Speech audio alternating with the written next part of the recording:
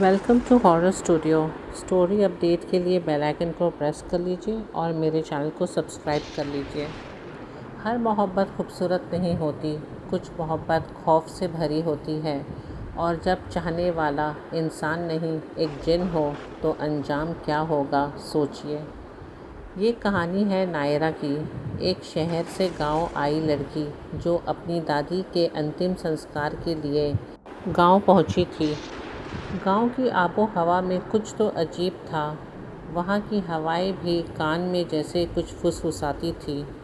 गांव वाले अजनबियों से बात करने से कतराते थे और हर रात 11 बजने के बाद पूरा गांव जैसे मर सा जाता था। नायरा को दादी के घर के पास एक पुराना बंद कमरा मिला जिसमें एक लकड़ी की संदूक थी और उस संदूक पर खून से लिखा था, इस पिटारी को मत खोलना, ये दुल्हन किसी और की है। रात होते ही अजीब घटनाएं होने लगी। आईने में परछाइयाँ, कमरे में गुलाब की तेज़ खुशबू और नींद में सुनाई देती थी वही आवाज़, मैं आया हूँ तुम्हें लेने, तुम मेरी ही हो नायरा। एक रात नायरा की नींद खुलती है तो उसने देखा कि कमरे में एक अजनबी खड़ा है, लंबे काले कपड़े में और उसकी आंखें लाल। वो बोला, मैं जलाल हूँ, तुम्हारा मंगेतर पिछले जन्म से। दादी की पुरानी डायरी में लिखा था कि नायरा की नानी एक जिन के साथ सौदा कर चुकी थी। अपनी बेटी की जान बचाने के लिए उसने अपनी नातिन नायरा को एक जिन की दुल्हन बनाने का वादा किया था और अब जिन जलाल उसे लेने आया था। हमारा निकाह अधूरा है नायरा, अब मैं तुम्हें लेकर जाऊंगा अपने साथ और मुझे कोई भी नहीं रोक सकता। ये सब देखने और सुनने के बाद नायरा काफ़ी डर जाती है और वो फैसला करती है कि वो यहाँ से चली जाएगी। नायरा गांव से भागने की कोशिश करती है पर हर बार वही परछाई उसका पीछा करती। नायरा काफ़ी डर चुकी होती है और अपनी नाकाम कोशिश से हार चुकी होती है। वो अपनी सहेली जो उसकी गांव में बनी होती है पिंकी, वो उससे ये सारी बातें बताती है। पिंकी एक मौलवी का पता देती है। नायरा उनके पास जाती है।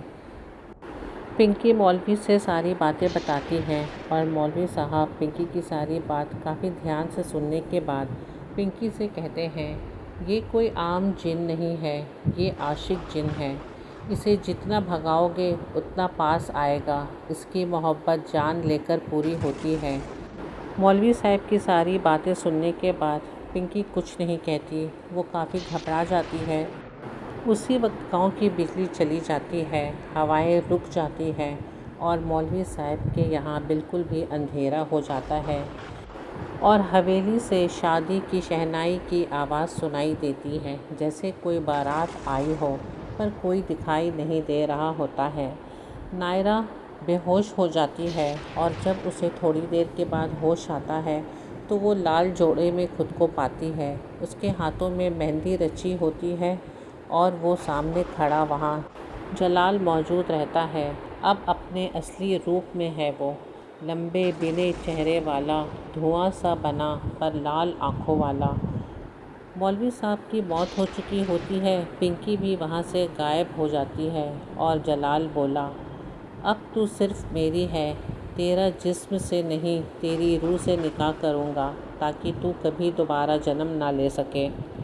नायरा को दादी की संदूक से एक तंत्र की किताब और एक तावीज़ भी मिली थी जिसे नायरा ने अपने पास रखा हुआ था, क्योंकि नायरा को पता था कि कहीं आगे चलकर उसे इन चीज़ों की ज़रूरत ज़रूर पड़ेगी।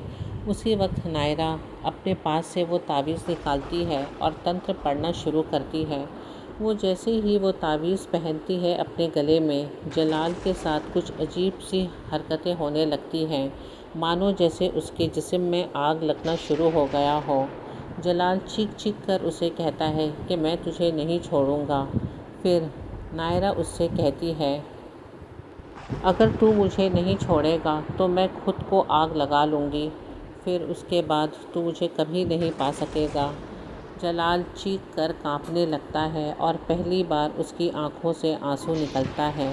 جلال اس سے کہتا ہے، ٹھیک ہے، میں تمہیں چھوڑنے کے لیے تیار ہوں، لیکن ایک شرط پر۔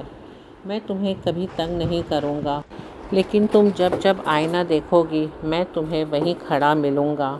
نائرہ جلال کی شرط مان لیتی ہے اور تھوڑی ہی دیر کے بعد جلال دھوئیں میں غائب ہو جاتا ہے۔ آج بھی جب نائرہ رات کو آئینہ دیکھتی ہے تو پیچھے سے وہی آواز آتی ہے، نکاح ادھورا ہے۔